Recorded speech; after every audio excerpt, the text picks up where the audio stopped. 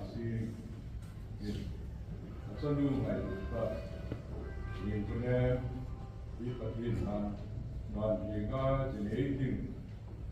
awam ding pa ren hr son pa pura kapito e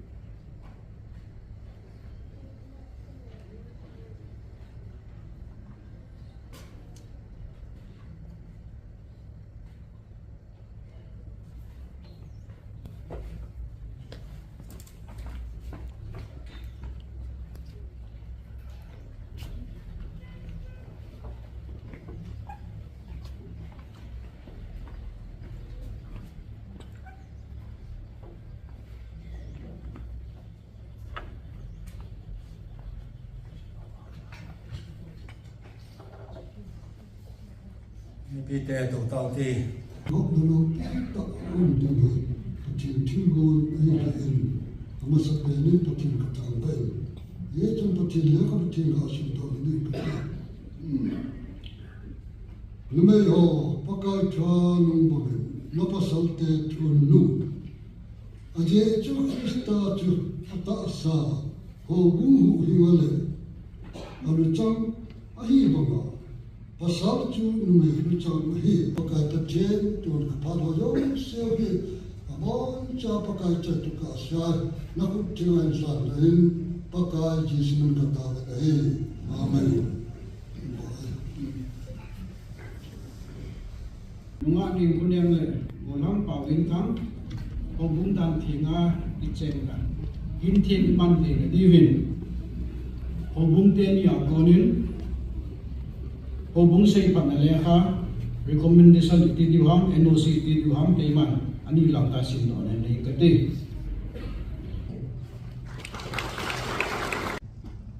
kichen kiti hi pathinin anaphu do ahin pathinin angai chai ati ji a lo chu ahin sa pasal anasi ma angai chat phan anu me sim pi kina amani agona kichen na kiti hu kiput do ahi tuni chan ke ya nume le pasal kichen na hi hin bol zom pe wa hi ti masape ni se ka no movil juteng le tu kuma dinga helai ho bunga kibo masape zom ang hikinil pathin thangwa in mahandang Hiji kichen na ibol tienu le su mil lo hil dinga pathin tu a ko na kimu chu Hiji kichen na hi Jesu Christan amata sante aho bung mo thinga apui ding kichen ding limbet sa jo a hi ti chu thukun Bible a ko ni mu do na hi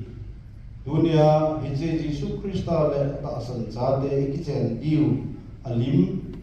Hodo a evet sarwa so biteni zalin papathin thangwai mhendang tun so bi paulin thangle so binu ning kunem pakai min khabe hunging holandang amalanga neu khat ma zon nan lejun kai ti mi kai minin chom chakha ani ge phaning hin nei kating amasam so pa paulin thang sing so ni nei hin don buin lam na veja ding so binu ne kunem hang sing hi numei nang zo se sumila hin kulum hela amabo se hi zino ane jing dinga ne ki puita be mo na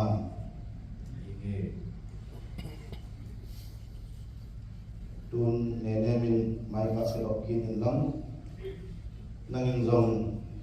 katudok ne hin don buding kan timin na zina ding gulhang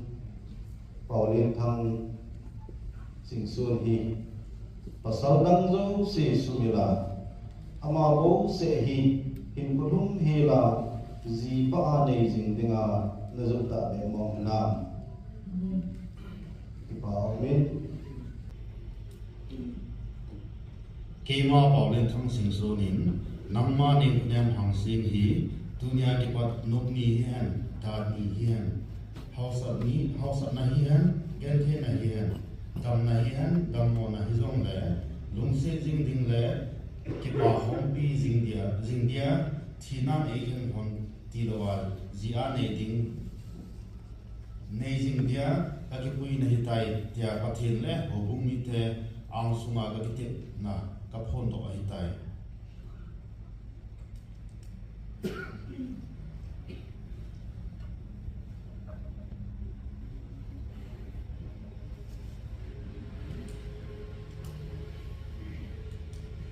Amin. Don sobino ne konemen jong nakitep na sindo a soy kai ni pentime.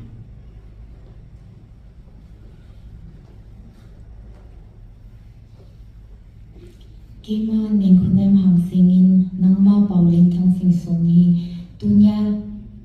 tipat no ni hen dan ni hen hausa na hi hen gen the na hi hen dam na hi hen dam mo na zong le lung si zing ding le ki pa khom pi zing dia thi nan e hen thon ti lo wa zia ne zing dia ka him zo na hi tai dia pathin le ho bumi te ang sunga ka kitep na ka phon do hi tai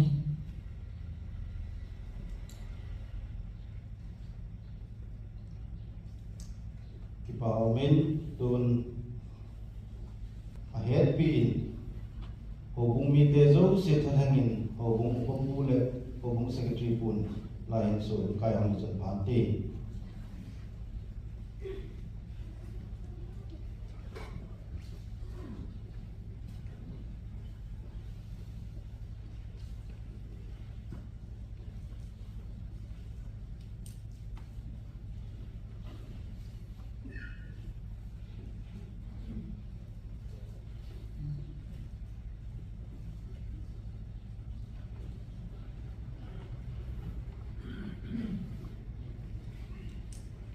bên kitem na soi kai thon chuting le amali kichen mo na ding pui tia hu bung te ni sei phat na ain nei ban zamit tuni pakai ni ko tarik som le thum tur bol kum sang ni le som ni le gu ni hin pakai hacha Reverend Angel Son Tat Keiman so bi Paulin thang sing sun le so binu ning konem hang sin hi ni hitalowa khat nu ba ai hang tai ti hitabang kin ho tong dinga pathin le Kuki Christian Church Nagaland Synodin tanai na ai bi dung zuya pa pathin cha pa pathin le tagaw thei pathin bina pun dok na kai le tai jin chun pathin malam hona mon pi hon hen Hati le tin cheng to amani hin ko a cheng ko pi jing ta hen mi pi zo se amen ti de amen don pathin le ko bumi te am suma hati le tin se achan te hon ne dingin amani hin ki to ni hon ne din ke man tau pi na kai ne di ne ta ne yu te Kapau han sung nung pati sim ti la numai le pasal adam le im hin sima hin jang koma dunia jong so pipa paulin thang sing sun le so pinu ne kunem hang si hin sima hin jang gopa pati nang ma na hin zin namin the ta kai thang ba we hi bagai amani isi hi hona ko na nang ma na hin he na dunia nang ma na jang gop sa hi na ho bung mi theng te nang ma ang sunga pun do na nu pa hi bang tai ti ka hin pun do lu zui wit nang ma tu ba ka mu bang wa he che amani ki chen na hi nang man he pi a tu deng le amani ki chen na hi nang ma phat thei na hin bo a ma hang lo ma sang lo hin ko zo si a zong la phat thei na hin set to na chen khom pi jing ding la wang la ham hin thu min ai u hin wa pa kai su mina ka ta hi amen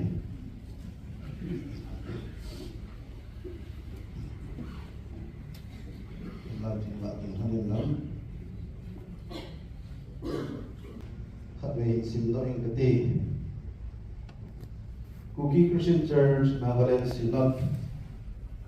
Marriage Certificate. This is to certify that Paulin Thang Sing Son, son of late Mangjang Sing Son, and Ningkunem Hang Sing, daughter of Lekulal Hang Sing, are united in holy matrimony in the name of God,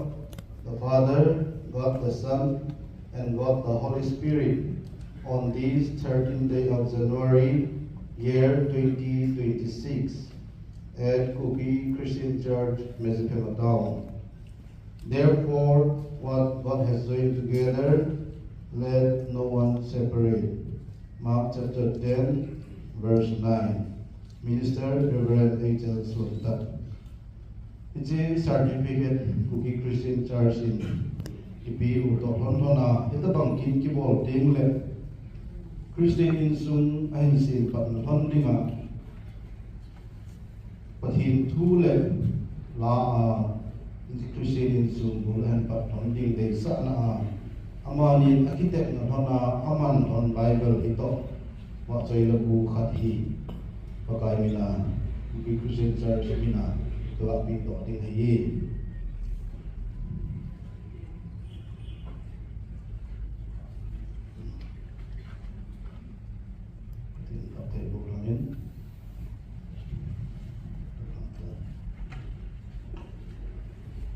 Tunabalin KCK Masjid Pemawan Lampu Saudi.